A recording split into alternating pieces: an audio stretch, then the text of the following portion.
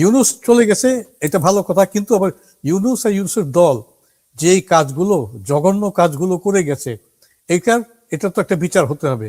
এই যে জেলে হত্যা হচ্ছে, জেলে হত্যা, রাজনীতিবিদদেরকে, মন্ত্রী, অন্যান্যদেরকে হত্যা করা হয়েছে, এবং এত শত শত মানুষকে জেলে আটকে রাখা হয়েছে, সাংবাদিক, তারপর থিয়েটার অ্যাক্টিভিস্ট, তারপরে বিচারক, প্রাক্তন প্রধান নির্বাচন কমিশনার, প্রাক্তন চিফ জাস্টিস, এদের এদেরকে তো বের করতে হবে। এবং বিএনপি সরকার যে আসছে, তারা যদি ভালোভাবে টিকে থাকতে চায়, জনগণের মনে তাদের একটা স্থান করতে চায়, তাদের দায়িত্ব হবে এই মামলাগুলো সব তুলে নেওয়া। এবং তারই সাথে তাদের এটাও বুঝতে হবে যে সরকার, তারা যতদিন ক্ষমতায় থাকবেন, আগামী আরেকটা নির্বাচন না হওয়া পর্যন্ত তারা তো চেষ্টা করবে থাকতে।